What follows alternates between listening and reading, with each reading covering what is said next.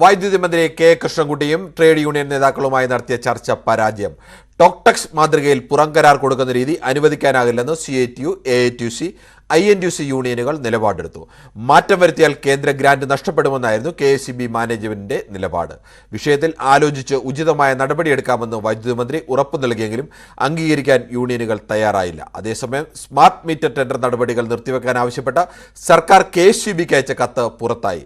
April 24 അയച്ച കത്താണ് പുറത്തുവന്നത്. സർക്കാരിന്റെ ഈ നിർദ്ദേശം മറികടന്നുകൊണ്ടാണ് KSEB സ്മാർട്ട് മീറ്ററിന്റെ ടെൻഡർ നടപടികളുമായി മുന്നോട്ട് പോയത്. KV തോമസിന് പ്രതിമാസം 1 ലക്ഷം രൂപ ഓണറേറിയം അനുവദിച്ച് സംസ്ഥാന സർക്കാർ. ധനവകുപ്പിന്റെ ശുപാർശയ്ക്ക് മന്ത്രിസഭാ യോഗം അംഗീകാരം നൽകി. 2 അസിസ്റ്റന്റുമാർ, 1 ഓഫീസ് അറ്റൻഡന്റ്, 1 ഡ്രൈവർ എന്നിവരെ നിയമിക്കാനും അനുമതി നൽകിയിട്ടുണ്ട്. കൂടുതൽ വിവരങ്ങളുമായി BV അരുണാണ് ചേരുന്നത്. അരുൺ, എന്താണ് ഇത് സംബന്ധിച്ച മറ്റ് വിശദാംശങ്ങൾ? KV തോമസിന് നേരത്തെ ശമ്പളം നിശ്ചയിച്ച് നൽകിയിരുന്നില്ല. ശമ്പളം വേണ്ട എന്ന് അദ്ദേഹം സർക്കാരിനെ അറിയിക്കുകയും ചെയ്തു. പകരം ഓണറേറിയം വേണമെന്നാവശ്യപ്പെട്ട് KV തോമസ് സർക്കാരിന് കത്ത് നൽകിയിരുന്നു. ഇത് ധനവകുപ്പ് പരിശോധിച്ചിട്ടാണ് ഇത്തരമൊരു തീരുമാനത്തിലേക്ക് എത്തിയത്. ജനുവരി 18 മന്ത്രിസഭാ യോഗമാണ് KV തോമസ് ഡൽഹിയിലെ പ്രത്യേക പ്രതിനിധിയായി നിയമിച്ചത്.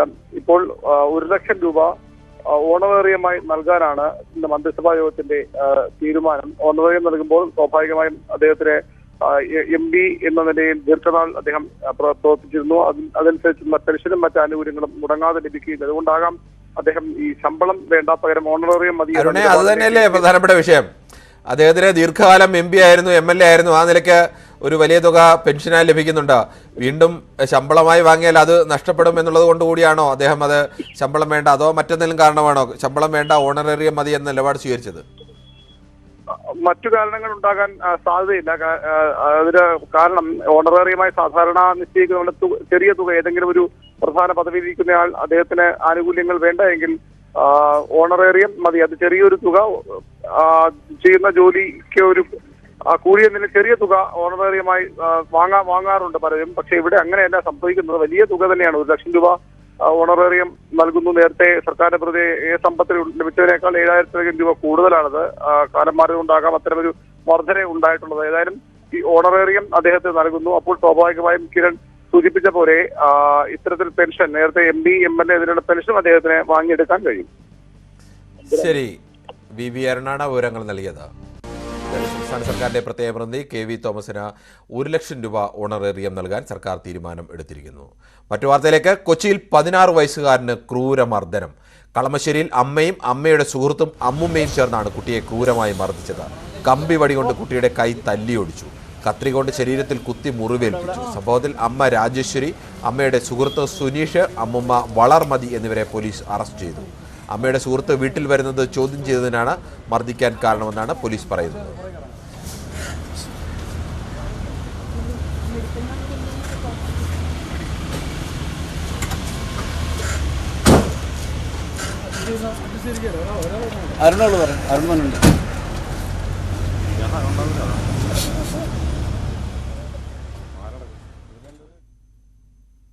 സംസ്ഥാനത്ത് +1 സീറ്റ് വർധന കഴിഞ്ഞ വർഷത്തെ അതേ രീതിയിൽ തുടരാൻ തീരുമാനമായി. സീറ്റ് ക്ഷാമമുള്ള 7 ജില്ലകളിൽ 30% വർധനവ് എന്ന രീതിയാണ് തുടരുന്നത്. നേരത്തെ ഉണ്ടായിരുന്ന 81 താൽക്കാലിക ബാച്ചുകൾ നിലനിർത്താനും മന്ത്രിസഭാ യോഗം തീരുമാനിച്ചു. വിവാദങ്ങൾ ഉയർന്ന പശ്ചാത്തലത്തിൽ ഇന്ന് നടന്ന മന്ത്രിസഭാ യോഗം +1 സീറ്റുകളുടെ കാര്യം വിശദമായി തന്നെ ചർച്ച ചെയ്തു. മുൻവർഷം സീറ്റുകളും ബാച്ചുകളും അനുവദിച്ച രീതി തന്നെ ഇക്കൊല്ലവും തുടരാനാണ് തീരുമാനം. ഇതുപ്രകാരം നേരത്തെ ഉണ്ടായിരുന്ന 81 താൽക്കാലിക ബാച്ചുകൾ അതേപടി നിലനിർത്തും. മുൻവർഷങ്ങളെ പോലെ തന്നെയാകും മാർജിനൽ സീറ്റ് വർധനവും ഉണ്ടാവുക.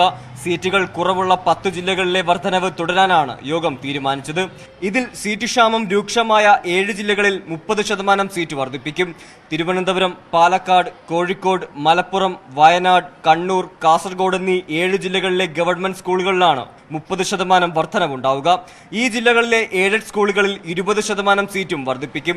എയ്ഡഡ് സ്കൂളുകൾ ആവശ്യപ്പെടുകയാണെങ്കിൽ ഈ ജില്ലകളിൽ 10% കൂടി മാർജിനൽ വർധനവ് കൂടി അനുവദിക്കും. കൊല്ലം, എറണാകുളം, തൃശൂർ ജില്ലകളിൽ നേരത്തെ ഉണ്ടായിരുന്ന 20 സീറ്റ് വർധനവും അതേ രീതിയിൽ തുടരാൻ മന്ത്രിസഭായോഗം തീരുമാനിച്ചു. ന്യൂസ് 18 തിരുവനന്തപുരം. സംസ്ഥാനത്ത് ബസ് സമരവുമായി മുന്നോട്ട് പോകുമെന്ന് സ്വകാര്യ ബസ് ഉടമകൾ.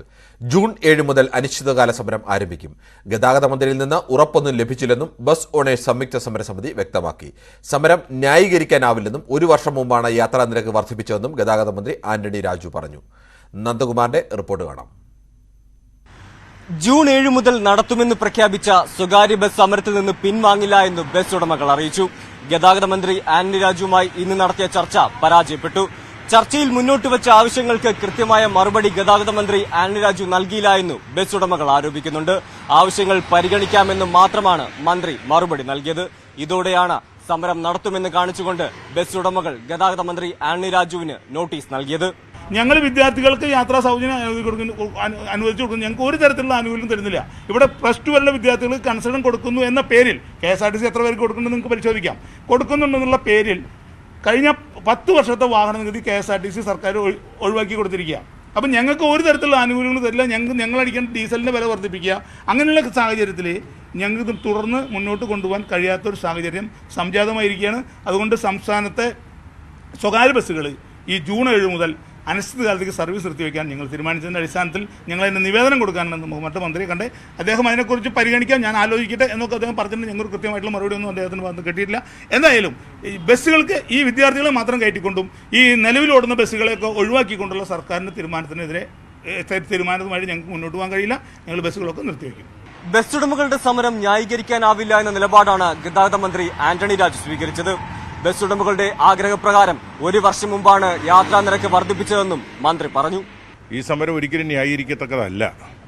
കാരണം 1 വർഷം മുമ്പ് മാത്രമാണ് സ്വകാര്യ ബസ് ഉടമകളുമായി ചർച്ച ചെയ്ത് അവരുടെ ആവശ്യങ്ങളെല്ലാം പരിഹരിച്ച് ബസ് ചാർജ് വർധന അവരാഗ്രഹിച്ചതുപോലെ ഒരു ബസ് ചാർജ് വർധന നടപ്പാക്കിയാണ് LDF.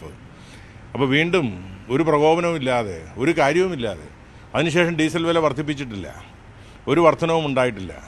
അപ്പോൾ ഇങ്ങനെ ഒരു സമ്മർദ്ദത്തിലൂടെ വീണ്ടും അനാവശ്യമായ ആവശ്യങ്ങൾ ഉന്നയിച്ചുകൊണ്ട് സമരത്തിന് ഇറങ്ങി പുറപ്പെടുന്നത് ശരിയാണോ എന്നുള്ള അവർ തന്നെ ചിന്തിക്കണം. വിദ്യാർത്ഥികളുടെ കൺസെഷൻ നിരക്ക് മിനിമം 5 രൂപയാക്കണം, കൺസെഷന് പ്രായപരിധി നിശ്ചയിക്കണം, ലിമിറ്റഡ് സ്റ്റോപ്പ് പെർമിറ്റ് നിലനിർത്തണം തുടങ്ങിയവയാണ് ബസ് ഉടമകൾ മുന്നോട്ട് വയ്ക്കുന്ന പ്രധാനപ്പെട്ട ആവശ്യങ്ങൾ. തിരുവനന്തപുരത്ത് നിന്നും നന്ദകുമാർ, ന്യൂസ് 18. ക്യാമറ നിരീക്ഷണത്തിൽ കുട്ടികൾക്ക് തൽക്കാലം പിഴ ഈടാക്കില്ല. കേന്ദ്ര സർക്കാർ തീരുമാനം വരും വരെ ഇരുചക്ര വാഹനങ്ങളിൽ 12 വയസ്സിൽ താഴെയുള്ളവർക്ക് പിഴ ഈടാക്കില്ല. പൊതുവികാരം കണക്കിലെടുത്താണ് തീരുമാനമെന്നും ജൂൺ 5 മുതൽ മറ്റ് പിഴകൾ ഈടാക്കുമെന്നും മന്ത്രി ആന്റണി രാജു പറഞ്ഞു. 2 യാത്രക്കാരോടൊപ്പം സ്കൂട്ടറിൽ 12 വയസ്സിന് താഴെയുള്ള ഒരാൾക്ക് കൂടി യാത്ര ചെയ്യാൻ അനുവദിക്കുന്ന രീതിയിൽ മോട്ടോർ വാഹന നിയമത്തിലെ ഭേദഗതി വരുത്തണമെന്ന് ആവശ്യപ്പെട്ടുകൊണ്ട് കേന്ദ്ര ഗവൺമെൻറ്റിന് കത്തയക്കാനുള്ള തീരുമാനത്തിൻ്റെ അടിസ്ഥാനത്തിൽ കേന്ദ്ര ഗവൺമെൻറ്റിന് കത്ത് അയച്ചിട്ട് കഴിഞ്ഞു. ഇല്ല, മറുപടി വന്നിട്ടില്ല. അല്ല, 5-ാം തീയതി അതിനൊരു മറുപടി വരാതെ ആ കാര്യത്തിൽ പിഴയടക്കേണ്ട കാര്യമില്ല. കാരണം നിലവിൽ സംസ്ഥാന ഗവൺമെൻറ് ഒരു ആഗ്രഹം, പൊതുവികാരവും മാധ്യമങ്ങളുടെ ഒരു അഭിപ്രായം എല്ലാം 12 വയസ്സിന് താഴെയുള്ള വിദ്യാർത്ഥികളെ 12 വയസ്സിന് താഴെയുള്ളവരെ കൂടി 2 പേരോടൊപ്പം യാത്ര ചെയ്യാൻ അനുവദിക്കാനുള്ള പൊതുവികാരമാണുള്ളത്. ആ വികാരം വേണമെന്നുള്ള ആവശ്യമാണ് സംസ്ഥാനത്തിനുമുള്ളത്. അതിൻ്റെ അടിസ്ഥാനത്തിലാണ് കേന്ദ്ര ഗവൺമെൻറ്റിനെ അറിയിച്ചിട്ടുള്ളത്. അതിൻ്റെ അടിസ്ഥാനത്തിൽ കേന്ദ്ര ഗവൺമെൻറ് തീരുമാനം വരുന്നതുവരെ അതിലൂടെ നടപ്പാക്കേണ്ട കാര്യമില്ലല്ലോ. കൈക്കൂലി കേസിൽ അറസ്റ്റിലായ വില്ലേജ് അസിസ്റ്റന്റ് സുരേഷ് കുമാർ റിമാൻഡിൽ. അടുത്ത മാസം 7 വരെ തൃശൂർ വിജിലൻസ് കോടതി റിമാൻഡ് ചെയ്തു. സംഭവത്തിൽ തഹസിൽദാർ പാലക്കാട് ജില്ലാ കളക്ടർക്ക് റിപ്പോർട്ട് നൽകി. റിപ്പോർട്ടിന്റെ അടിസ്ഥാനത്തിൽ സുരേഷിനെതിരെ തുടർ നടപടി ഉണ്ടാകും. സംഭവത്തിൽ റവന്യൂ മന്ത്രി കെ രാജൻ ഉന്നതതല അന്വേഷണം പ്രഖ്യാപിച്ചു. പണത്തിനു പുറമെ സുരേഷ് കുമാറിന്റെ മുറിയിൽ നിന്നും തേനും കുടംപുളിയും വരെ കണ്ടെടുത്തു.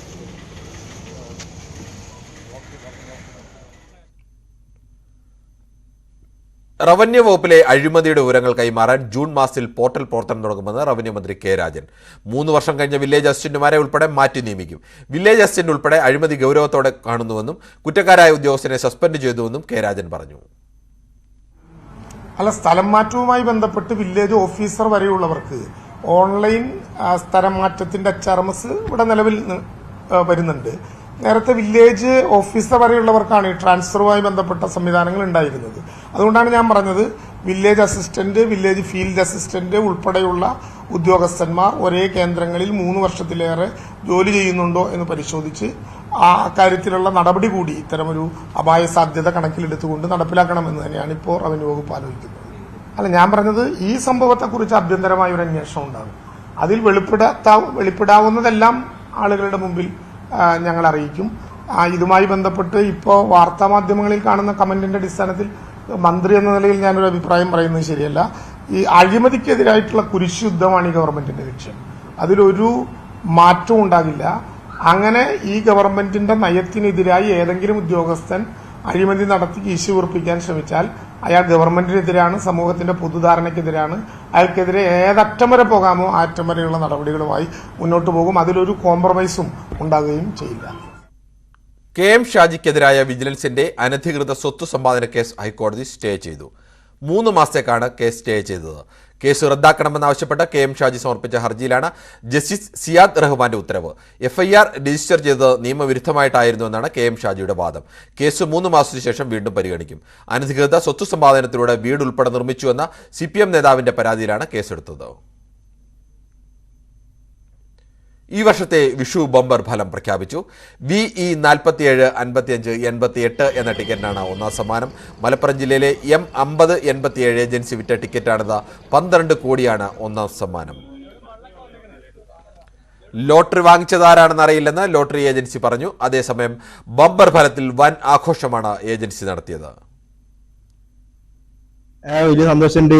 ഞങ്ങളെ വലിയൊരു ആഗ്രഹം ബമ്പറിന്റെ ഫസ്റ്റ് പ്രൈസ് കിട്ടാന്നുള്ളതൊക്കെ അത് സാധിച്ചതിൽ വലിയ സന്തോഷമുണ്ട്. ആളെ അറിയില്ല, അത് റീറ്റെയിലിൽ പോയതുകൊണ്ട് നമുക്ക് ആളെ പിടുത്തം കിട്ടൂല. ആരെ എടുത്തതെന്ന് പറയാൻ വയ്യ. ഒരു 2 ആഴ്ച മുന്നേ എടുത്ത ടിക്കറ്റാണ്, കൊടുത്ത ടിക്കറ്റാണ്. ഇപ്പോൾ 2-3 4 ആഴ്ച മുന്നെയാണ് ടിക്കറ്റ് കൊണ്ടുവന്നിട്ടുള്ളത്. അപ്പോൾ അത് ബോർഡിൽ ഇങ്ങനെ കുറേശ്ശെ വെച്ചിട്ട് ലാസ്റ്റ് എത്തുമ്പോഴേ മൊത്തമായിട്ട് വെക്കുകയുള്ളൂ. പുതിയ പാർലമെന്റ് മന്ദിരത്തിന്റെ ഉദ്ഘാടന ചടങ്ങ് പ്രതിപക്ഷ പാർട്ടികൾ ബഹിഷ്കരിക്കും. 19 പാർട്ടികൾ വിട്ടുനിൽക്കുമെന്ന് ചൂണ്ടിക്കാട്ടി സംയുക്ത പ്രസ്താവന ഇറക്കി. അതേസമയം ലോക്സഭാ സ്പീക്കറുടെ ചെയറിനടുത്ത് ചെങ്കോൽ സ്ഥാപിക്കുമെന്നും പ്രധാനമന്ത്രിയുടെ ദീർഘവീക്ഷണമാണ് പുതിയ മന്ദിരമെന്നും കേന്ദ്ര ആഭ്യന്തരമന്ത്രി അമിത്ഷാ പറഞ്ഞു. പുതിയ പാർലമെന്റ് മന്ദിരം പ്രസിഡന്റ് ദ്രൗപദി മുർമുവിന് പകരം പ്രധാനമന്ത്രി നരേന്ദ്രമോദി ഉദ്ഘാടനം ചെയ്യുന്നതാണ് പ്രതിപക്ഷം വിട്ടുനിൽക്കാൻ കാരണം. ഹിന്ദുത്വ പ്രചാരകൻ VD സവർക്കറുടെ ജന്മവാർഷിക ദിനത്തിലാണ് ചടങ്ങെന്നതും പ്രതിപക്ഷം വിമർശിക്കുന്നു. രാഷ്ട്രപതിയുടെ ഉന്നത പദവിയെ അപമാനിക്കുന്ന നടപടിയാണിതെന്നും ജനാധിപത്യത്തിന് നേരെയുള്ള കടന്നാക്രമണമാണെന്നും പ്രതിപക്ഷ പാർട്ടികൾ പ്രസ്താവനയിൽ ചൂണ്ടിക്കാട്ടി. പാർലമെന്റ് ഉദ്ഘാടനത്തിന് എല്ലാവരെയും ക്ഷണിച്ചിട്ടുണ്ടെന്നും പങ്കെടുക്കണമോ എന്ന് അവർക്ക് തീരുമാനിക്കാമെന്നും ആഭ്യന്തരമന്ത്രി അമിത്ഷാ പറഞ്ഞു. इसमें मैंने पहले ही किया कि राजनीति को इसके साथ मत जोड़िए. एक बड़ी भावात्मक प्रक्रिया हमारी पुरानी परंपराओं से नए भारत को जोड़ने की. इसको इतने ही सीमित अर्थ में देखना चाहिए. राजनीति अपनी जगह पे चलती है और सब अपनी अपनी क्षमता से, सोचने की क्षमता के अनुसार रिएक्शन भी देते हैं और काम भी करते हैं. ചരിത്രപരമായ ചെങ്കോൽ പുതിയ പാർലമെന്റിൽ സ്പീക്കറുടെ സീറ്റ് സമയവും സ്ഥാപിക്കുമെന്നും പുതിയ മന്ദിരത്തിന്റെ നിർമ്മാണം റെക്കോർഡ് വേഗത്തിൽ പൂർത്തിയാക്കിയെന്നും അമിത്ഷാ അറിയിച്ചു.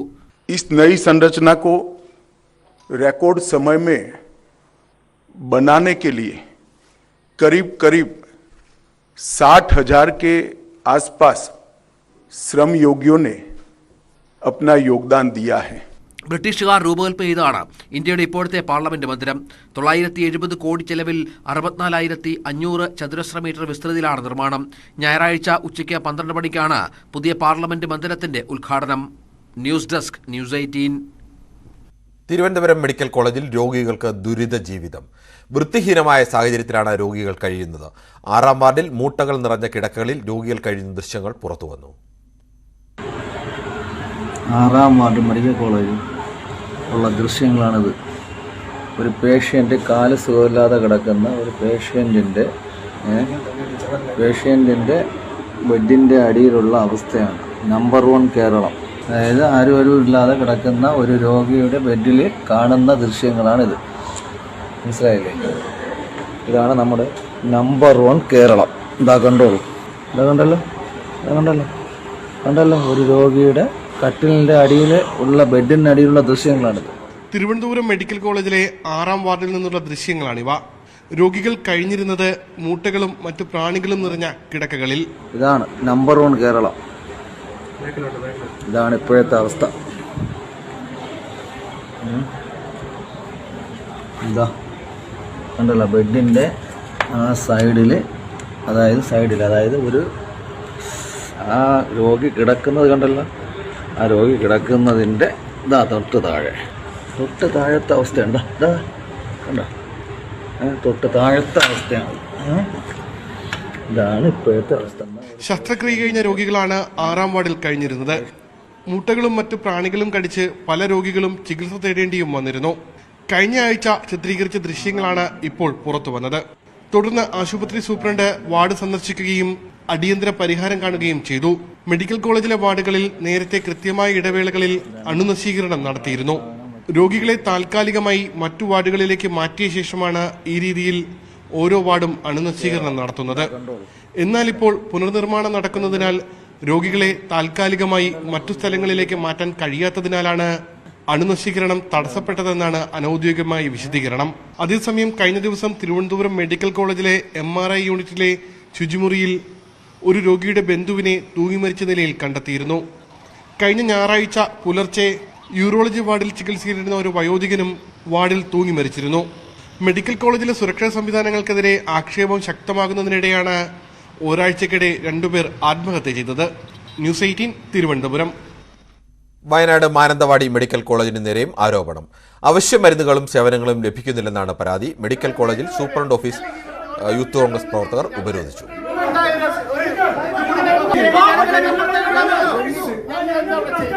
ഞങ്ങൾ എന്താണ് ഇവർക്ക് എന്താ ചെയ്തത്? ഞങ്ങൾ ചോദിച്ചതിന് ഒരു മറുപടി തരണ്ടേ?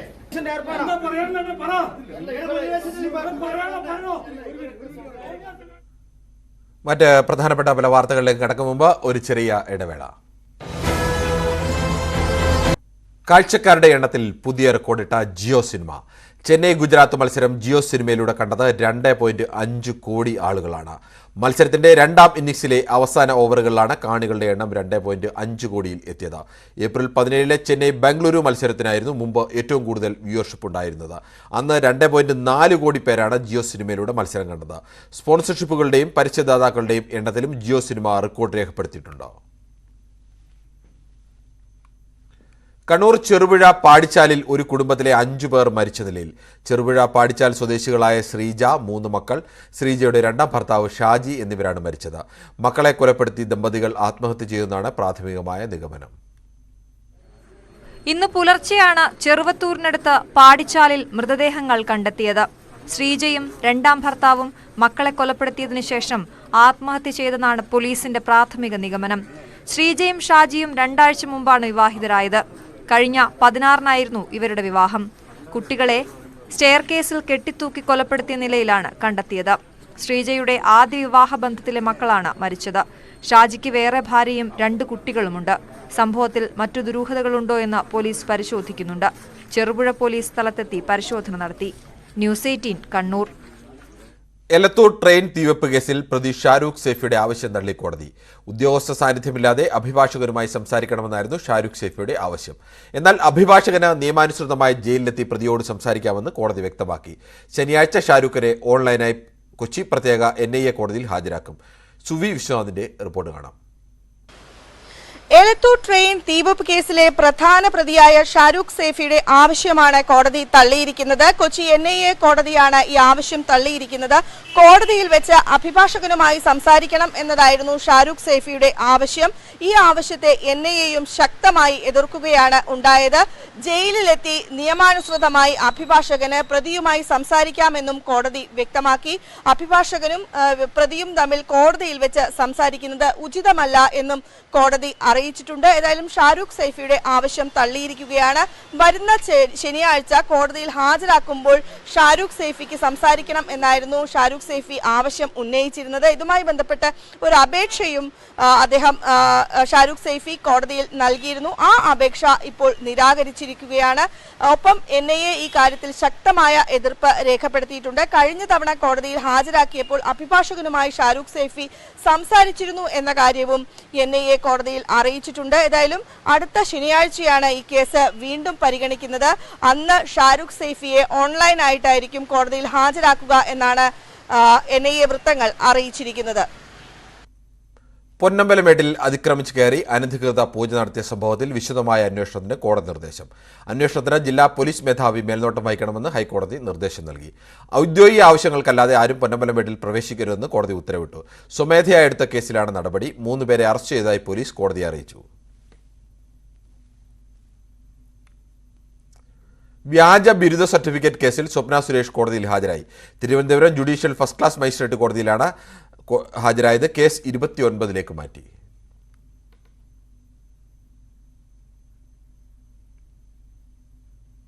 ലോക്സഭാ തെരഞ്ഞെടുപ്പ് മുന്നിൽ കണ്ട കൊച്ചിയിലെ മാലിന്യ പ്രശ്നം സജീവ ചർച്ചയാക്കി കോൺഗ്രസ്. DCCയുടെ വാഹന പ്രചരണ ജാഥയ്ക്ക് തുടക്കമായി. ഇതിനിടെ ബ്രഹ്മപുരത്ത് പുതിയ പദ്ധതികൾ കൊച്ചി കോർപ്പറേഷൻ പ്രഖ്യാപിച്ചു.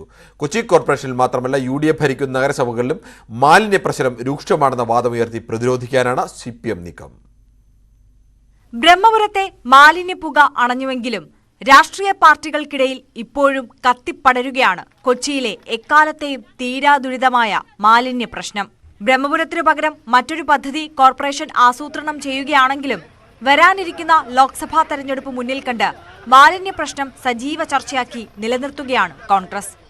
DCC പ്രസിഡന്റ് മുഹമ്മദ് ഷിയാസിന്റെ നേതൃത്വത്തിൽ വാഹന പ്രചാരണ ജാഥയ്ക്ക് തുടക്കമായി. കൊച്ചി കോർപ്പറേഷന്റെ വിവിധ ഭാഗങ്ങളിലൂടെ സഞ്ചരിക്കുന്ന ജാഥ തിരുവഞ്ചൂർ രാധാകൃഷ്ണനാണ് ഉദ്ഘാടനം ചെയ്തത്. എന്നാൽ കോൺഗ്രസിന്റെ വാഹന പ്രചരണ ജാഥയ്ക്ക് LDFന്റെ മറുപടി ഇങ്ങനെ: ഈ തൃക്കാക്കര ആരാ ഭരിക്കണത്? ചേരാനല്ലൂർ ആരാ ഭരിക്കണത്? കളമശ്ശേരി ആരാ ഭരിക്കണത്? ഞാൻ പറഞ്ഞത് ഇതൊന്നും പൊളിറ്റിക്കലായിട്ട് നമുക്ക് ടേക്കപ്പ് ചെയ്യാൻ കഴിയുന്ന ഒരു കാര്യമല്ല. കാരണം ഇത് എന്തിനാണ് നമ്മുടെ 2 മന്ത്രിമാർ വന്ന് നമ്മുടെ പ്രതിപക്ഷ നേതാവ് ഉൾപ്പെടെയുള്ള ആളോട് ചർച്ച ചെയ്ത് എന്തിനാ? MP MLA-മാരോടൊക്കെ ചർച്ച ചെയ്ത് എന്തിനാ? ഈ കാര്യത്തിൽ ഒരു കക്ഷി രാഷ്ട്രീയത്തിന്റെ അടിസ്ഥാനത്തിൽ പോകരുതെന്നുള്ളത് കൊണ്ടാണ്. ഇത് ഇപ്പൊ ഞാൻ ചോദിക്കട്ടെ, ഇപ്പൊ കൊച്ചി കോർപ്പറേഷന്റെ ബ്രഹ്മപുരം പ്ലാന്റ് പ്രതിസന്ധിയിലായപ്പോ ഈ ചുറ്റുമുള്ള എല്ലാ തദ്ദേശ സ്വയംഭരണ സ്ഥാപനങ്ങളും പ്രതിസന്ധിയിലായില്ലേ? അപ്പൊ ഒരു കാര്യം ഉറപ്പല്ലേ, അവിടെ മാലിന്യം സംസ്കരിക്കുന്നതും അതിനെ ആശ്രയിച്ചിരുന്നതും കൊച്ചി മാത്രമല്ലല്ലോ. അതിലെന്തെങ്കിലും പ്രശ്നങ്ങൾ ഉണ്ടായിരുന്നെങ്കിൽ കൊച്ചി മാത്രമല്ലല്ലോ, എല്ലാവർക്കും അതിൽ ബാധ്യസ്ഥയില്ലേ?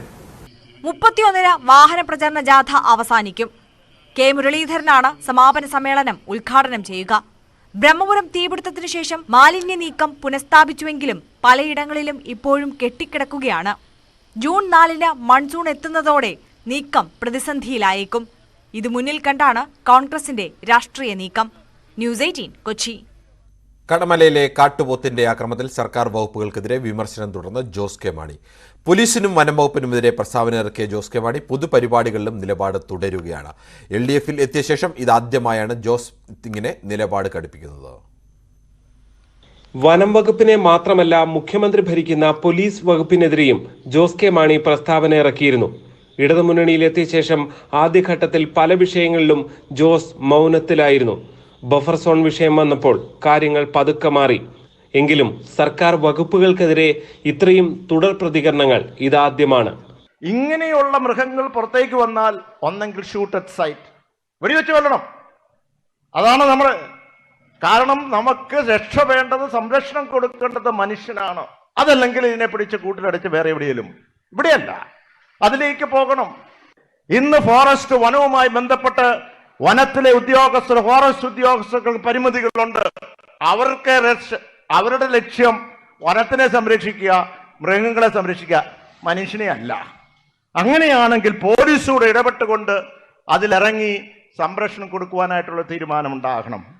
കത്തോലിക്ക സഭ ഉൾപ്പെടെ സർക്കാരിനെതിരെ കടുത്ത നിലപാട് തുടരുന്നതും ജോസിന് സമ്മർദ്ദമായിട്ടുണ്ട്. ജോസഫ് വിഭാഗം പോലും സംസ്ഥാന തലത്തിൽ കടുത്ത പ്രതിഷേധം നടത്താതെ നിൽക്കുമ്പോഴാണ് ജോസിന്റെ വിമർശനങ്ങൾ. കേട്ടിട്ടുണ്ടോ? IPCയിൽ പോലും സ്വയരക്ഷയ്ക്ക് വേണ്ടി നമുക്കൊരു മനുഷ്യനെ കൊലപ്പെടുത്താം, നമുക്ക് കീഴ്പ്പെടുത്താം, നിയമത്തിന് മുമ്പിൽ നമുക്ക് പരിരക്ഷയുണ്ട്. പക്ഷെ ഒരു വന്യമൃഗത്തിനെ കൊലപ്പെടുത്തിയാൽ നമ്മൾ ജയിലിൽ പോവുക. അപ്പോൾ ഇതിലൊരു മാറ്റം നമുക്ക് ഈ പറയുന്ന 1972 നിയമത്തിൽ ഭേദഗതി ഉണ്ടാകണം. ആ ഭേദഗതി ഇന്ന് കേന്ദ്രം നടത്തണം. സംസ്ഥാന സർക്കാർ അതിനു വേണ്ടിയിട്ടുള്ള വലിയൊരു ലോബിങ് ആവശ്യമാണ്. ഒറ്റക്കെട്ടായിട്ട് നമ്മൾ നീങ്ങേണ്ടതുണ്ട്. അപ്പൊ നിയമം നിയമം നിയമം എന്ന് പറഞ്ഞു കഴിഞ്ഞു പോയാൽ ജനങ്ങൾക്ക് ഇവിടെ ജീവിക്കാൻ കഴിയാതെ വരും. ജോസ് കെ മാണി UDFൽ എത്തണമെന്ന് 2 ആഴ്ച മുൻപാണ് ന്യൂസ് 18 അഭിമുഖത്തിൽ KPCC പ്രസിഡന്റ് K. സുധാകരൻ പറഞ്ഞത്. ക്ഷണം ജോസ് നിരസിച്ചുവെങ്കിലും സർക്കാരിനൊപ്പം നിൽക്കേണ്ട സമയത്ത് ജോസിന്റെ സർക്കാർ വിരുദ്ധ പ്രതികരണങ്ങൾക്ക് രാഷ്ട്രീയ പ്രാധാന്യമേറെയാണ്. G Sreejith, news 18 Kottayam. ഇടുക്കി പൂപ്പാറയിൽ കാറിടിച്ചത് ചക്കക്കൊമ്പനെ തന്നെയെന്ന് നാട്ടുകാർ. ജനവാസ മേഖലയിൽ എത്തിയ കാട്ടാനയെ നാട്ടുകാർ ഓടിച്ചുവിടുന്നതിനിടെയായിരുന്നു അപകടമുണ്ടായത്. കാറിലുണ്ടായിരുന്ന 4 പേർക്ക് പരിക്കേറ്റു.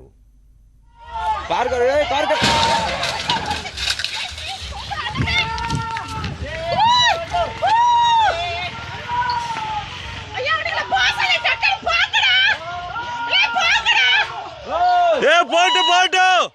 ഇന്നലെ വൈകിട്ട് 7 മണിയോടെയാണ് സംഭവം. പൂപ്പാറ ചൂണ്ടലിലെ ജനവാസ മേഖലയിലെത്തിയ കാട്ടാനയെ നാട്ടുകാർ ചേർന്ന് ഓടിക്കുകയായിരുന്നു. ആന ദേശീയപാതയിലേക്ക് ഇറങ്ങുന്നതിനിടെ ഇതുവഴി എത്തിയ വാഹനമിടിച്ചു. ഇടിയേറ്റ ഉടനെ ആന വാഹനത്തെ ആക്രമിച്ചു. വാഹനത്തിലുണ്ടായിരുന്ന തങ്കരാജിനും കുടുംബാംഗങ്ങൾക്കും പരിക്കേറ്റു. ഏതാനും ദിവസങ്ങളായി ചൂണ്ടൽ തോണ്ടിമല മേഖലകളിൽ ചക്കക്കൊമ്പൻ തമ്പടിച്ചിരിക്കുകയാണ്. കഴിഞ്ഞ രാത്രിയിൽ പൂപ്പാറ ടൗണിൽ ആന എത്തിയിരുന്നു. ഇടിയേറ്റത് ചക്കക്കൊമ്പനാണോ എന്നത് വനംവകുപ്പ് വ്യക്തമാക്കിയിട്ടില്ല. ആനയ്ക്ക് സാരമായി പരിക്കുണ്ടോ എന്നതും വ്യക്തമല്ല. ഫോറസ്റ്റ് വാച്ചർമാരുടെ നേതൃത്വത്തിൽ വനംവകുപ്പ് ആനയെ നിരീക്ഷിക്കുന്നുണ്ട്. ന്യൂസ് 18 ഇടുക്കി. ഒരു ചെറിയ ഇടവേളയിലേക്ക്.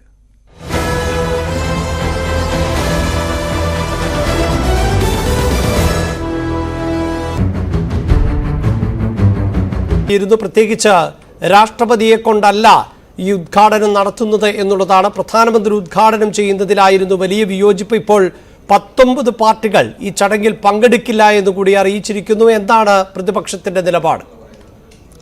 അഭിലാഷ്, പുതിയ പാർലമെന്റ് മന്ദിരത്തിന്റെ ഉദ്ഘാടന വേളയിൽ പ്രധാനമന്ത്രി നരേന്ദ്രമോദി തന്നെ ഉദ്ഘാടനം ചെയ്യുമെന്നാണ് കേന്ദ്ര ആഭ്യന്തരമന്ത്രി അമിത്ഷാ വ്യക്തമാക്കിയിരിക്കുന്നത്. അതിനോട് അനുബന്ധിച്ച് തന്നെ ബഹിഷ്കരണവുമായി പ്രതിപക്ഷ പാർട്ടികൾ രംഗത്ത് വരികയും ചെയ്തിട്ടുണ്ട്. 19 പാർട്ടികൾ ഇതിനോടകം തന്നെ ബഹിഷ്കരിക്കണം, അതായത് ഈ ഒരു ഉദ്ഘാടന ചടങ്ങ് ബഹിഷ്കരിക്കുമെന്ന് ചൂണ്ടിക്കാണിച്ചുകൊണ്ട് സംയുക്ത പ്രസ്താവന ഇറക്കുകയും ചെയ്തിട്ടുണ്ട്. അതായത് കോൺഗ്രസ്, DMK, ആം ആദ്മി പാർട്ടി, ശിവസേന, ഉദ്ധവ് വിഭാഗം, സമാജ്വാദി പാർട്ടി, CPI, ജാർഖണ്ഡ് മുക്തി മോർച്ച, കേരള കോൺഗ്രസ് മാണി വിഭാഗം, വിടുതലൈ ചിറുതൈ കക്ഷി, ഒപ്പം തന്നെ Rashtriya Lok Dal, Trinamool Congress, Janata Dal United, NCP, CPM, Rashtriya Janata Dal, Indian Union Muslim League, National Conference party, Revolutionary Socialist party തുടങ്ങിയ ദ്രാവിഡ മുന്നേറ്റ കഴകം തുടങ്ങിയ പാർട്ടികളാണ് ഇതിനോടകം തന്നെ ഈ ബഹിഷ്കരണം ഏർപ്പെടുത്തിക്കൊണ്ടുള്ള സംയുക്ത പ്രസ്താവനയിൽ ഒപ്പുവെച്ചിരിക്കുന്നത്. മറ്റ് 3 പാർട്ടികൾ, പ്രതിപക്ഷത്തുള്ള 3 പാർട്ടികളുണ്ട്. അതായത് BRS, YSR, BJD തുടങ്ങിയ പാർട്ടികൾ ഇതുവരെയും നിലപാട് അറിയിക്കുകയും ചെയ്തിട്ടില്ല. അല്പസമയത്തിനകം തന്നെ വരും മണിക്കൂറുകളിൽ അവരുടെ നിലപാടുകൾ വ്യക്തമാകുമെന്നാണ് നമ്മൾ പ്രതീക്ഷിക്കുന്നത്. ഇതിൽ പ്രധാനമായും അവർ ചൂണ്ടിക്കാണിക്കുന്നത് ഈ പാർലമെന്റ് മന്ദിരം ഉദ്ഘാടനവുമായി ബന്ധപ്പെട്ട യാതൊരുവിധ കാരണങ്ങളും അല്ലെങ്കിൽ അതുമായി ബന്ധപ്പെട്ടുള്ള യാതൊരു ചർച്ചയും കേന്ദ്ര സർക്കാർ തങ്ങളോട് നടത്തുകയും ചെയ്തിട്ടില്ല. കൂടാതെ തന്നെ രാഷ്ട്രപതിയെ അപമാനിക്കുന്ന തരത്തിലുള്ള നടപടിയാണ് കേന്ദ്ര സർക്കാർ സ്വീകരിക്കുന്നത്. രാഷ്ട്രപതിയെ കൊണ്ട് ഉദ്ഘാടനം ചെയ്യിപ്പിക്കേണ്ട ഈ ഒരു മന്ദിരം എന്തുകൊണ്ട് പ്രധാനമന്ത്രി ഉദ്ഘാടനം ചെയ്യുന്നു തുടങ്ങിയ ചോദ്യങ്ങളാണ് പ്രതിപക്ഷ പാർട്ടികൾ മുന്നോട്ട് വെക്കുന്നത്. അതേസമയം പ്രധാനപ്പെട്ട കുറേയധികം കാര്യങ്ങൾ ഇതുമായി ബന്ധപ്പെട്ട അമിത്ഷാ ചൂണ്ടിക്കാണിക്കുകയും ചെയ്തിട്ടുണ്ടായിരുന്നു. അതായത് 1947 ആഗസ്റ്റ് 14 ഈ അധികാര കൈമാറ്റവുമായി ബന്ധപ്പെട്ട അന്ന് ലോർഡ് മൗണ്ട് ബാറ്റൻ അന്നത്തെ പ്രധാനമന്ത്രിയായിരുന്ന നെഹ്റുവിനോട് ചോദിച്ചു എങ്ങനെ ഏത് തരത്തിൽ വേണം ഈ ഒരു അധികാര കൈമാറ്റം എന്നുള്ള കാര്യം ചോദിച്ചപ്പോൾ അന്ന് ഈ ഒരു രാജഗോപാൽ ആചാര്യയോട് അന്ന് നെഹ്റു ചോദിക്കുകയുണ്ടായി ഏത് തരത്തിലുള്ള അധികാര കൈമാറ്റമാണ് വേണ്ടത്, അതിൽ നിർദ്ദേശം വേണമെന്നുള്ള കാര്യം മുന്നോട്ട് വെച്ചിരുന്നു. അതിന്റെ ഭാഗമായി തമിഴ്നാട്ടിൽ നിന്ന്, അതായത് മയിലാടുംതുറയിലെ ഒരു മഠം കേന്ദ്രീകരിച്ച്, അതായത് ചോള സാമ്രാജ്യത്തിന്റെ ഭാഗമായിട്ടുള്ള അധീനയിലുള്ള ആ മഠത്തിൽ നിന്ന് ഒരു ഉടവാൾ നിർമ്മിച്ചു കൊണ്ടുവരണം, അത് ഡൽഹിയിൽ എത്തിക്കണം എന്നുള്ള നിർദ്ദേശമായിരുന്നു ഉണ്ടായത്. അതിന്റെ ഭാഗമായി ആ ഉടവാൾ സ്വീകരിച്ചുകൊണ്ടായിരുന്നു അന്ന് അധികാര കൈമാറ്റം നടത്തുകയും ചെയ്ത് അന്ന് പ്രധാനമന്ത്രിയായ ശേഷം നെഹ്റു ഈ ഒരു മൗണ്ട് ബാറ്റനിൽ നിന്ന് ഈ ഉടവാൾ സ്വീകരിച്ചുകൊണ്ടായിരുന്നു അധികാരം കൈമാറ്റം നടത്തിയിരുന്നത്. ആ പ്രതീകം തിരികെ കൊണ്ടുവരിക എന്നുള്ള ഉദ്ദേശമാണ് ഞങ്ങൾ ഇതുമായി ബന്ധപ്പെട്ട് ഉന്നയിക്കുന്നത്. അതുകൊണ്ട് തന്നെ ആ രീതിയിൽ ചെങ്കോൽ കൈമാറ്റം തിരികെ കൊണ്ടുവരുന്നതിന് വേണ്ടി ഈ 28-ന് ഉദ്ഘാടന വേളയിൽ ഇതേ ചെങ്കോല് വീണ്ടെടുക്കുന്ന ചടങ്ങിലേക്ക് കടക്കും. അന്ന് പ്രധാനമന്ത്രി നരേന്ദ്രമോദി ഈ ചെങ്കോൽ സ്വീകരിക്കും. തുടർന്ന് ഇത് സ്പീക്കറിന്റെ ചെയറിന് സമീപം മുകളിലായി ഇത് സ്ഥാപിക്കുമെന്നുള്ള കാര്യവും അദ്ദേഹം ചൂണ്ടിക്കാണിക്കുകയും ചെയ്തിട്ടുണ്ട്. എന്തായാലും ആ ഒരു രീതിയിൽ അത് ചോള രാജവംശത്തിന്റെ ഭാഗമായിട്ടുള്ള ഈ ഒരു ചെങ്കോൽ സ്വീകരിച്ചുകൊണ്ട്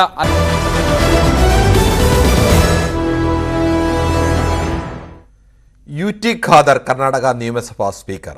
എതിരില്ലാതെയാണ് മലയാളിയായ UT ഖാദർ തെരഞ്ഞെടുക്കപ്പെട്ടത്. മുഖ്യമന്ത്രി സിദ്ധരാമയ്യ, ഉപമുഖ്യമന്ത്രി DK ശിവകുമാർ, മുൻ മുഖ്യമന്ത്രി ബസവരാജ ബൊമ്മ എന്നിവർ ചേർന്ന് സ്പീക്കറുടെ കസേരയിലേക്ക് അദ്ദേഹത്തെ ആനയിച്ചു. മംഗളൂരു MLA ആണ് UT ഖാദർ.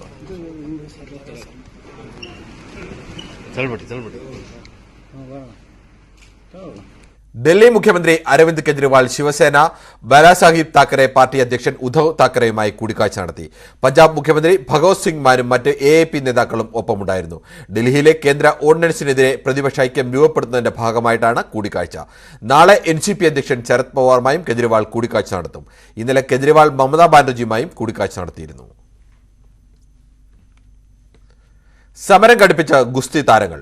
ഗുസ്തി ഫെഡറേഷൻ അധ്യക്ഷൻ ബ്രിജ്ഭൂഷൺ ചരൺ സിംഗിനെതിരെ ലൈംഗിക ആരോപണ പരാതിയിൽ നടപടി വൈകുന്നതിനെ തുടർന്നാണ് ഗുസ്തി താരങ്ങളുടെ സമരം.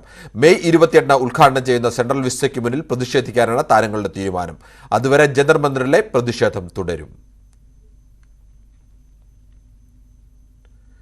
ജഡ്ജിക്ക് നൽകാനെന്ന പേരിൽ കോഴ വാങ്ങിയ കേസിൽ ക്രൈംബ്രാഞ്ച് അന്വേഷണം അന്തിമഘട്ടത്തിലെന്ന് സർക്കാർ ഹൈക്കോടതിയിൽ. ജൂൺ 2ാം വാരത്തോടെ അന്വേഷണം പൂർത്തിയാകും. കേസുമായി ബന്ധപ്പെട്ട 14 ഗാഡ്ജറ്റുകൾ പിടിച്ചെടുത്തിരുന്നു. ഇവയുടെ ഫോറൻസിക് പരിശോധന നടക്കുകയാണെന്നും സർക്കാർ വ്യക്തമാക്കി. ഫോറൻസിക് പരിശോധന ഉടൻ പൂർത്തിയാക്കണമെന്ന് ജസ്റ്റിസ് കൗസർ എടപ്പകത്ത് നിർദ്ദേശിച്ചു. കാട്ടാക്കട കോളേജിലെ SFI ആൾമാറാട്ടം പരിശോധിക്കുമെന്ന് ഗവർണർ ആരിഫ് മുഹമ്മദ് ഖാൻ. അതീവ ഗൗരവത്തോടെയാണ് കാണുന്നതെന്നും ശക്തമായ നടപടി ഉണ്ടാകുമെന്നും ഗവർണർ പ്രതികരിച്ചു. സമാന സംഭവങ്ങൾ എവിടെയെങ്കിലും നടന്നിട്ടുണ്ടെങ്കിൽ കണ്ടെത്തുമെന്നും അതിനായി സൂക്ഷ്മ പരിശോധന നടത്തുമെന്നും ഗവർണർ അറിയിച്ചു.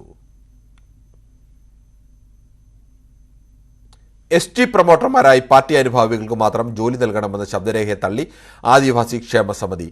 സംഘടനയുടെ നിലപാടല്ല ശബ്ദരേഖയിൽ പറയുന്നതെന്നാണ് AKSന്റെ വാദം. സർക്കാരിനെ കരിവാരിത്തേക്കാനും ആദിവാസികൾക്കിടയിൽ സംഘടനയ്ക്കുള്ള സ്വാധീനം ഇല്ലാതാക്കാനും ബോധപൂർവമായ ശ്രമം നടക്കുന്നുവെന്നും AKS സംസ്ഥാന ഭാരവാഹികൾ ആരോപിച്ചു. എന്നാൽ ശബ്ദരേഖയിലൂടെ പ്രവർത്തകർക്ക് നിർദ്ദേശം നൽകിയ ജില്ലാ നേതാവിനെതിരെ നടപടിയെടുക്കുമോ എന്ന കാര്യത്തിൽ AKS നിലപാട് വ്യക്തമാക്കിയിട്ടില്ല.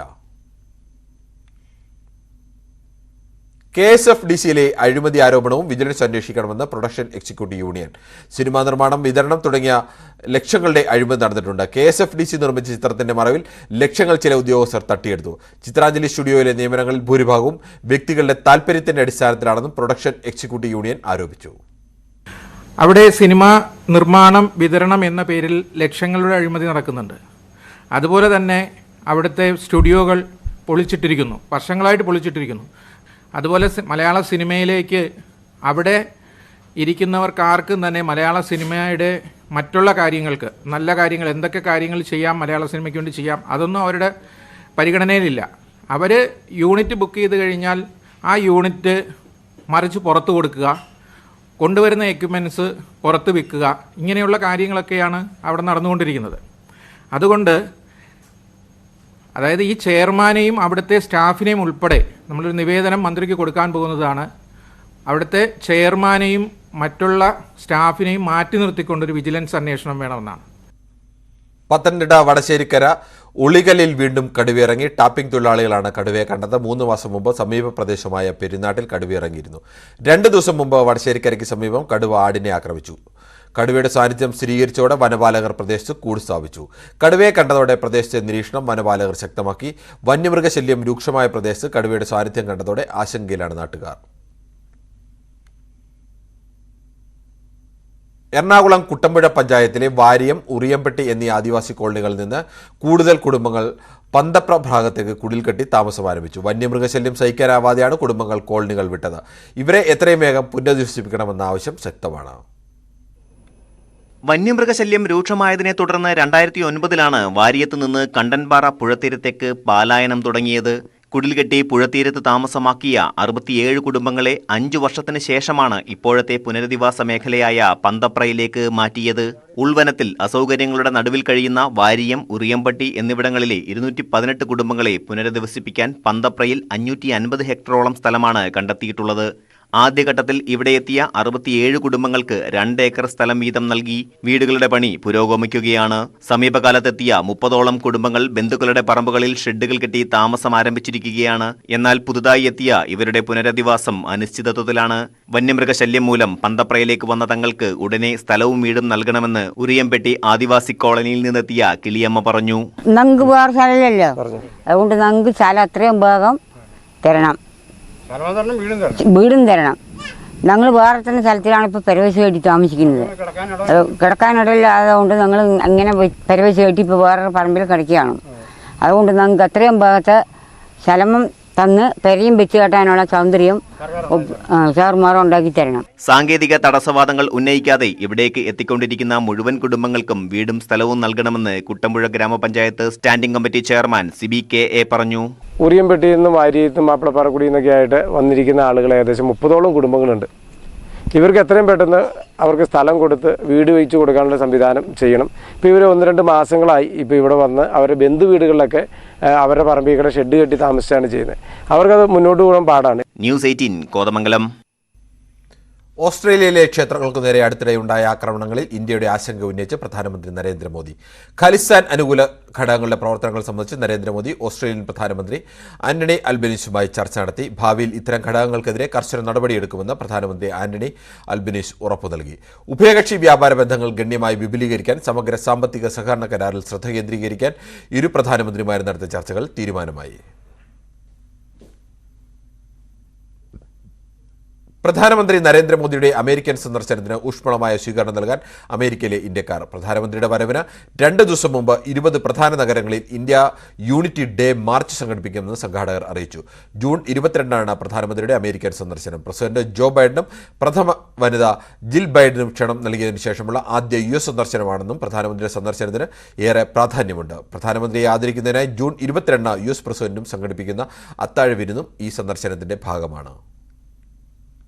വന്ദേ ഭാരത് അടക്കം 7 ട്രെയിനുകളുടെ സമയക്രമത്തിൽ മാറ്റം വരുത്തി. എത്തിച്ചേരുന്ന സമയത്തിനാണ് മെയ് 28 മുതൽ മാറ്റം വരിക.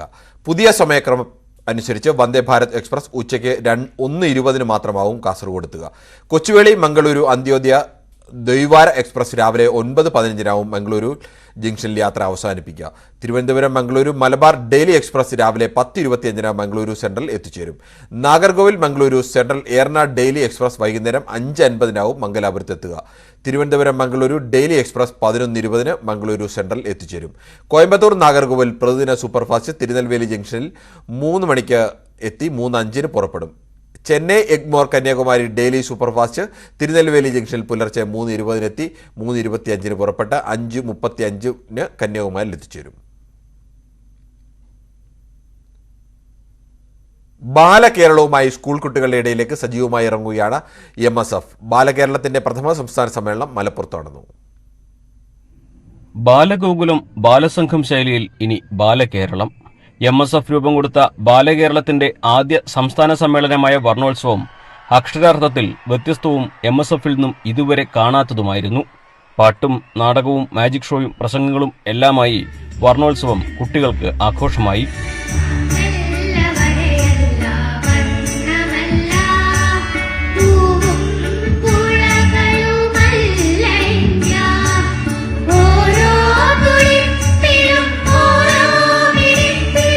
ചടങ്ങിൽ ബാലകേരളത്തിന്റെ ഭാരവാഹികൾ പ്രഖ്യാപിച്ചു. ഉദ്ഘാടകനായെത്തിയ മുസ്ലിം ലീഗ് സംസ്ഥാന അധ്യക്ഷൻ സാദിഖ് അലി ശിഹാബ് തങ്ങളുടെ കവിതാലാപനം കുട്ടികൾ ആഘോഷമാക്കി.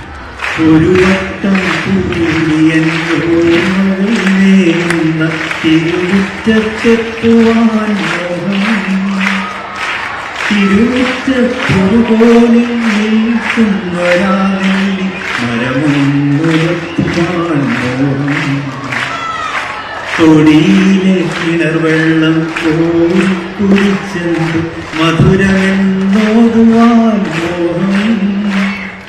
എന്തുകൊണ്ട് ബാലകേരളം? SFIയുടെ വഴി മാതൃകയാക്കുകയാണോ എന്നീ ചോദ്യങ്ങൾക്ക് MSF സംസ്ഥാന പ്രസിഡന്റ് PK നവാസിന്റെ മറുപടി ഇങ്ങനെ: അവരവർക്ക് അവരവരുടെ വഴിയാണ്. ഞങ്ങൾക്കിത് കാലം ആവശ്യപ്പെടുന്നു എന്ന് ഞങ്ങളുടെ തോന്നൽ, ഞങ്ങളുടെ ചർച്ചകൾ, കാലം ആവശ്യപ്പെടുന്ന ഒരു പദ്ധതിയെ എന്നും മുന്നോട്ട് വെച്ചിട്ടുള്ളതാണ് MSF. അതുകൊണ്ട് തന്നെ ഈ പുതിയ കാലത്ത് ഇത് അനിവാര്യമാണ് എന്ന ഞങ്ങളെ തോന്നലാണ്. മറ്റാരെയും മാതൃകയാക്കുകയല്ല, കാലത്തിന് അനിവാര്യതയ്ക്ക് ഒരു ഉത്തരം നൽകുകയാണ് യഥാർത്ഥത്തിൽ MSF ചെയ്തിട്ടുള്ളത്. മാറുന്ന കാലത്തിനനുസരിച്ച് പ്രവർത്തനത്തിലും മാറ്റം വരുത്തുകയാണ് MSF എന്നും നവാസ് വിശദീകരിച്ചു. ഞങ്ങളെ സംബന്ധിച്ചിടത്തോളം അതത് കാലഘട്ടം ആവശ്യപ്പെടുന്നത് ഞങ്ങളുടെ കഴിഞ്ഞ കാല നേതാക്കന്മാർ ആ കാലഘട്ടം ആവശ്യപ്പെടുന്ന കാര്യങ്ങൾ ചെയ്തിട്ടുണ്ട്. പുതിയ കാലം എന്ന് പറയുന്നത് ന്യൂ ജനറേഷന്റെ കാലമാണ്. നമ്മൾ പറയുന്നത് സൂപ്പർസോണിക് വേഗതയെക്കുറിച്ചൊക്കെ പറയാറ്. അതിനപ്പുറത്തേക്കൊക്കെ ലോകം സഞ്ചരിച്ചു കഴിഞ്ഞു. അതിനനുസരിച്ച് സംഘടനകൾക്ക് മാറ്റം ഉണ്ടാവണം. MSF അതിനനുസരിച്ച് മാറുന്നു. കാലത്തിനോടൊപ്പം സഞ്ചരിക്കാൻ, കാലത്തിന് മുമ്പേ സഞ്ചരിക്കാൻ ഞങ്ങൾ പാകപ്പെടുന്നു എന്നതാണ് ഇത്തരം പദ്ധതിയോട് ഞങ്ങൾ ആഗ്രഹിക്കുന്നത്. PK കുഞ്ഞാലിക്കുട്ടി, PMA സലാം, അബ്ദുൾ സമദ് സമദാനി, KPA മജീദ് തുടങ്ങി ലീഗിന്റെ എല്ലാ പ്രമുഖ നേതാക്കളും വർണ്ണോത്സവത്തിന്റെ ഭാഗമായി. മാറുന്ന കാലത്തിനനുസരിച്ചുള്ള പ്രവർത്തനങ്ങളുമായി കൂടുതൽ വിദ്യാർത്ഥികളിലേക്ക് എത്തിച്ചേരാനാണ് MSF ബാലകേരളത്തിലൂടെ ലക്ഷ്യമിടുന്നത്.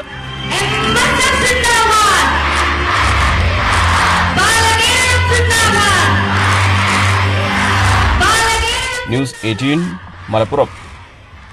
ആദിവാസി പുനരധിവാസ പദ്ധതി പ്രകാരമുള്ളതടക്കം ഇടുക്കിയിലെ 16 പട്ടയങ്ങൾ വിതരണം ചെയ്തു. നെടുങ്കണ്ടത്ത് സംഘടിപ്പിച്ച പരാതി പരിഹാര അദാലത്തിനോടനുബന്ധിച്ചാണ് പട്ടയങ്ങൾ വിതരണം ചെയ്തത്. മന്ത്രിമാരായ റോഷി അഗസ്റ്റിനും VN വാസവനും അദാലത്തിൽ ജനങ്ങളുടെ പരാതികൾ കേട്ടു. സംസ്ഥാന സർക്കാരിന്റെ കരുതലും കൈത്താങ്ങും പദ്ധതിയുടെ ഭാഗമായാണ് ഉടുമ്പൻചോല താലൂക്കുതല പരാതി പരിഹാര അദാലത്ത് നെടുങ്കണ്ടം സിവിൽ സ്റ്റേഷനിൽ സംഘടിപ്പിച്ചത്. ഓൺലൈനായി 226 പരാതികളും നേരിട്ട് 193 പരാതികളും ലഭിച്ചു. ആകെ 191 പരാതികൾ പരിഹരിച്ചു. ബാക്കി പരാതികൾ തുടരന്വേഷണങ്ങൾക്കും നടപടികൾക്കുമായി മാറ്റിവെച്ചു. കാലങ്ങളായി പരിഹരിക്കാൻ കഴിയാതിരുന്ന പ്രശ്നങ്ങൾക്ക് പരിഹാരം ലഭിച്ച് ജനങ്ങൾ സന്തോഷത്തോടെ മടങ്ങുന്ന കാഴ്ചയാണ് അദാലത്തുകളിൽ കാണുന്നതെന്ന് പരിപാടി ഉദ്ഘാടനം ചെയ്ത് സംസാരിക്കവേ മന്ത്രി റോഷി അഗസ്റ്റിൻ പറഞ്ഞു. കഴിഞ്ഞ ഇടുക്കിയിലെ ദേവികുളത്തും പീരുമേട് തൊടുപുഴയിൽ നടന്ന അദാലത്തിൽ വന്ന എല്ലാ പ്രശ്നങ്ങൾക്കും തന്നെ പരിഹാരം കണ്ടെത്താനായിട്ട് സാധിച്ചു. സഹകരണ രജിസ്ട്രേഷൻ വകുപ്പ് മന്ത്രി VN വാസവന്റെ അധ്യക്ഷതയിലാണ് അദാലത്ത് സംഘടിപ്പിച്ചത്. ഉദ്ഘാടന യോഗം നടക്കുന്നതിന് മുമ്പ് തന്നെ മന്ത്രിയുടെ നേതൃത്വത്തിൽ പരാതികൾ കേൾക്കാൻ ആരംഭിച്ചിരുന്നു. ഗവൺമെന്റിനെ സംബന്ധിച്ചോളം ജനങ്ങളിലേക്ക് ഇറങ്ങി വന്ന് ഇതേപോലുള്ള വിഷയങ്ങൾ പരിഹരിക്കാൻ നടപടികൾ സ്വീകരിക്കുക എന്ന കാഴ്ചപ്പാടിന്റെ ഭാഗമായിട്ടാണ് ഈ പ്രവർത്തനത്തിൽ. രണ്ടാം പിണറായി സർക്കാർ അതിൻ്റെ വാർഷിക സമ്മേളനം സമുചിതമായി ആഘോഷിച്ചു. ഈ ഗവൺമെന്റ് ഇതുവരെ ചെയ്ത പ്രവർത്തനങ്ങളുടെ സംക്ഷിപ്ത രൂപം പ്രോഗ്രസ് റിപ്പോർട്ടായി ജനങ്ങൾക്ക് മുമ്പിൽ അവതരിപ്പിച്ചു. ജില്ല നേരിടുന്ന ഏറ്റവും വലിയ പ്രശ്നമായ പട്ടയ വിഷയങ്ങളിൽ പൂർണ്ണ പരിഹാരം ഉണ്ടാവണമെന്ന് യോഗത്തിൽ പങ്കെടുത്ത MM മണി മന്ത്രിമാരെയും ഉദ്യോഗസ്ഥരെയും ഓർമ്മപ്പെടുത്തി. ജില്ലാ panchayat president KT Binu, collector Sheeba George IAS, Nedumkandam block panchayat president KT കുഞ്ഞ് തുടങ്ങിയവർ പങ്കെടുത്തു. ന്യൂസ് 18 നെടുങ്കണ്ടം. വിഴിഞ്ഞത്തെ പള്ളിമുറ്റത്തെ ഈന്തപ്പനക്കുലകൾ കൗതുകമാവുന്നു. ദക്ഷിണ കേരള മഹാ ഇടവക പെരിങ്ങമല ഡിസ്ട്രിക്റ്റിന്റെ കീഴിലുള്ള വെങ്ങാനൂർ വെണ്ണിയൂർ മറ്റീർപുരം CSI പള്ളിയുടെ മുറ്റത്താണ് ഈന്തപ്പന കായ്ച്ചു നിൽക്കുന്നത്. 6 വർഷം മുൻപ് രാജസ്ഥാനിൽ നിന്നും എത്തിച്ച 6 ഈന്തപ്പനകളിലൊന്നാണ് ഈ വർഷം കായ്ച്ചത്. 10,000 രൂപ നിരക്കിൽ വാങ്ങി നട്ട ഈന്തപ്പനകളാണ് പള്ളിമുറ്റത്തുള്ളത്. അന്നത്തെ ഇടവക വികാരി ഫാദർ ഷൈനിന്റെ താൽപര്യത്തിന് വിശ്വാസികൾ കൂട്ടുനിൽക്കുകയായിരുന്നു. കുറച്ചുപേർ സംഭാവന നൽകാൻ സന്നദ്ധമായതോടെയാണ് ഈന്തപ്പനകൾക്ക് പള്ളിമുറ്റത്ത് വേരോടാൻ വഴിയൊരുങ്ങിയത്. JCBയുടെ സഹായത്തോടെ കുഴിയെടുത്ത് നട്ട ഈന്തപ്പനകൾക്ക് ഇപ്പോൾ 2 ആൾ പൊക്കം ഉയരം വെച്ചു. ഇപ്പോഴത്തെ വികാരി ഫാദർ സുജിത് സുഗതന്റെ നേതൃത്വത്തിൽ ഇടവകാംഗങ്ങളായ A Justin, Rajamani, KK Shajil, SR Binu എന്നിവർ പരിചരണം നടത്തി വരികയാണ്. ഞങ്ങൾ പുതിയ പള്ളി സ്ഥാപിച്ചപ്പോൾ ഇവിടുത്തെ കുറച്ച് വ്യക്തികൾ ആ പള്ളിയുടെ മനോഹാരിത വർദ്ധിപ്പിക്കാൻ വേണ്ടി രാജസ്ഥാനിൽ നിന്നും ഒരു ഏജൻറ്റ് വഴി നമുക്ക് 6 വർഷം മുമ്പ് ഇവിടെ എത്തിച്ചതാണ്. ഇവിടെ എത്തിക്കുന്നതിന് മുമ്പും ഈ പനയ്ക്ക് നല്ല പഴക്കമുണ്ട്. ഇവിടെ നട്ടതിന് ശേഷം ഇത് 6 വർഷം പിന്നിടുകയാണ്. പക്ഷേ ഇപ്പോൾ അതിന് മനോഹരമായ അതിൽ ഫലം വന്നിരിക്കുന്നു. അത് കാണുമ്പോൾ ഞങ്ങൾക്ക് വലിയ സന്തോഷമുണ്ട്. കേരളത്തിൽ പലയിടത്തും പന ഉണ്ട്, അത് ഫലം കായ്ക്കുന്നു മനസ്സിലാക്കുന്നു. എങ്കിലും ഒരു ആലയത്തിൻ്റെ മുമ്പിൽ പ്രത്യേകിച്ച് മുൻവശത്ത് തന്നെ അത് കാഴ്ച നിൽക്കുന്നത് നമുക്ക് വളരെ കൗതുകം തോന്നുന്നുണ്ട്. നിങ്ങൾക്ക് ഒരുപക്ഷെ വന്ന് കാണാം. വളരെ മനോഹരമാണ്. ആഴ്ചയിൽ 4 തവണ നനയ്ക്കും. ചാണകപ്പൊടി, എല്ലുപൊടി എന്നിവയാണ് വളമായി നൽകുന്നത്. ഈന്തപ്പന കായ്ച്ചതറിഞ്ഞ് നിരവധി പേരാണ് പള്ളിമുറ്റത്തെത്തുന്നത്. ന്യൂസ് 18 തിരുവനന്തപുരം. IPLൽ എലിമിനേറ്റർ പോരാട്ടത്തിൽ മുംബൈ ഇന്ത്യൻസ് ലക്നൗ സൂപ്പർ ജയൻസിനെ നേരിടും. വൈകിട്ട് 7:30 മത്സരം. ജയിക്കുന്നവർ 2ാം ക്വാളിഫയറിൽ വെള്ളിയാഴ്ച ഗുജറാത്തിനെ നേരിടും. തോൽക്കുന്നവർക്ക് പുറത്താകുമെന്നതിനാൽ മുംബൈക്കും ലക്നൌവിനും ജീവൻ മരണ പോരാട്ടമാണ് ഇന്ന്. ഇന്നത്തെ സ്വർണം, വെള്ളി, പ്ലാറ്റിനം നിരക്കുകൾ. തരകൻസ് റോയൽ ജ്വല്ലറി ഇന്നത്തെ സ്വർണ്ണവില ബ്രോട്ട് യു ബൈ അനധികൃത വിൽപ്പനക്കാരിൽ നിന്നും സ്വർണം വാങ്ങി ഇനി ആരും വഞ്ചിതരാവരുത്. Tharakan's royal jewellery, Kunnamkulam. സ്വർണം ഗ്രാമിന് 5,615 രൂപ, പവന് 44,920 രൂപ, വെള്ളി ഗ്രാമിന് 78 രൂപ, കിലോയ്ക്ക് 78,000 രൂപ, പ്ലാറ്റിനം ഗ്രാമിന് 3,827 രൂപ. തരകൻസ് റോയൽ ജ്വല്ലറി ഇന്നത്തെ സ്വർണ്ണവില ബ്രോട്ട് യു ബൈ അനധികൃത വിൽപ്പനക്കാരിൽ നിന്നും സ്വർണം വാങ്ങി ഇനി ആരും വഞ്ചിതരാവരുത്. Tharakan's royal jewellery, Kunnamkulam. 5 മണി വാർത്ത പൂർണ്ണമാവുന്നു. നമസ്കാരം.